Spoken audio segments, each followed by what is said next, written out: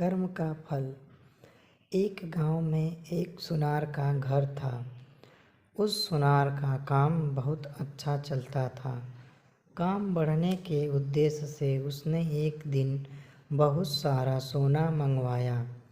इस बात का पता जब गांव में रात को पहरा देने वाले पहरेदार को पता चला तो उसके मन में लालच आ गया।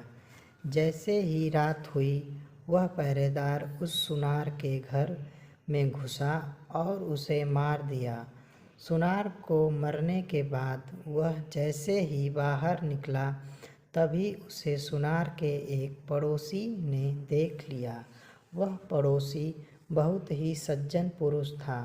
उसे अचानक देख पहरेदार घबरा गया। उस सज्जन पुरुष ने पहरेदार के हाथ में जब बक्सा देखा तो उससे सवाल पूछना शुरू कर दिया।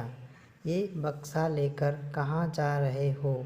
तो पहरेदार ने कहा, शोर मत मचाओ, देखो इसमें से थोड़ा सोना तुम ले लो, थोड़ा मैं ले लेता हूँ।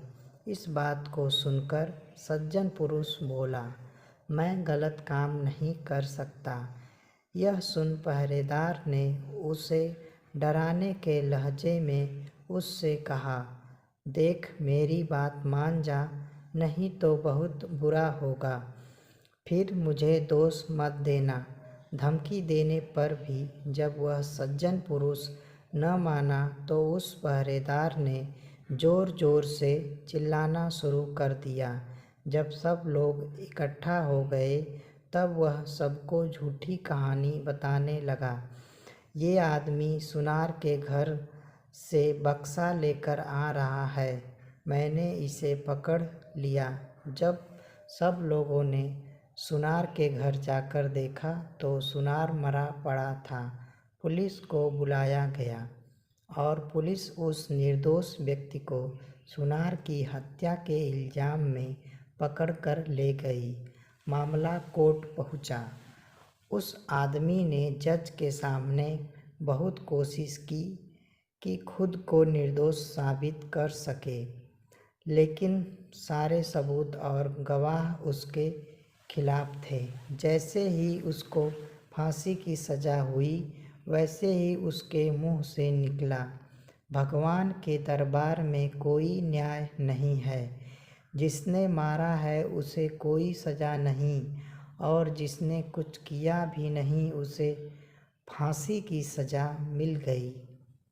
जज को उसके इन शब्द से लगा कहीं उन्होंने फैसले में कोई गलती तो नहीं कर दी।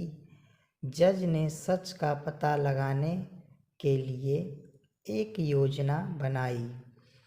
अगली सुबह एक आदमी रोता रोता जज के पास आया और बोला, सरकार, हमारे भाई की हत्या हो गई है, इसकी जांच होनी चाहिए।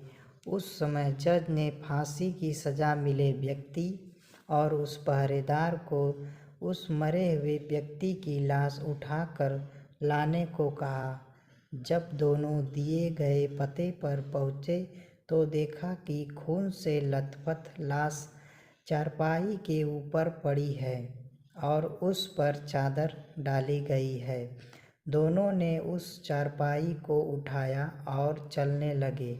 रास्ते में उस पहरेदार ने उस फांसी की सज़ा मिले व्यक्ति को कहा, अगर तुमने उस रात मेरा कहा मान लिया होता तो तुम्हें फांसी की सज़ा भी न होती और सोना मिलता सो अलग।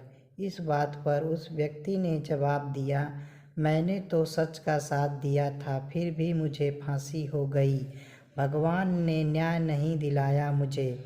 चलते चलते जब दोनों जज के सामने पहुँचे तो चारपाई पर पड़ी हुई लाश एकदम उठ गई। असल में वह लाश नहीं थी, बल्कि जज द्वारा सच का पता लगाने के लिए एक सिपाही था। उस सिपाही ने उठकर सारी सच्चाई जज को बता दी। जज साहब को सुनकर बहुत हैरान हुए। पहरेदार को कैद कर लिया गया। न्याय तो हो गया था, लेकिन जज के मन को अभी भी शांति नहीं मिली थी। सो उन्होंने उस सज्जन व्यक्ति से कहा, इस मामले में तो तुम निर्दोष साबित हो चुके हो, लेकिन सच सच बताओ, तुमने कभी कोई हत्या की है क्या? जज की चालाकी वह व्यक्ति पहले देख ही चुका था, इसलिए अब वह झूठ बोलने से डर रहा था, इसलिए उसने सच्चाई बतानी शुरू की। बहुत पहले की बात है, एक दुष्ट व्यक्ति मेरी गैर हाजिरी में मेरी पत्नी से मिलने आया करता था और अपनी पत्नी और उस व्यक्ति को समझाने का बहुत प्रयास किया, मगर वे नहीं माने। एक दिन जब मैं अचानक घर पर गया तो देखा कि वह व्यक्ति घर पर ही था। मुझे बहुत गुस्सा आया। मैंने तलवार से उसे मार दिया और घर के पीछे बहती नदी में उसकी लाश फेंक दी। इस बारे में कभी किसी को कुछ भी नहीं पता चला। जज ने कहा, मैं भी यही सोच रहा था कि मैंने कभी कोई गलत काम नहीं किया, न ही किसी से रिश्वत ली, फिर मेरे हाथ से ये गलत फैसला कैसे हुआ? खैर, अब तुम्हें अपने कर्मों का फल तो भोगना ही होगा। पहरेदार के साथ अब तुम्हें भी फांसी होगी।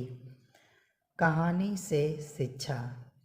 कर्म का फल भले ही देर से मिले, लेकिन मिलता ज़रूर है। फल कैसा होगा, यह इस बात पर निर्भर करता है कि आपके कर्म कैसे थे। आपने बुरे कर्म का फल अच्छे कर्म करके टाल नहीं सकते।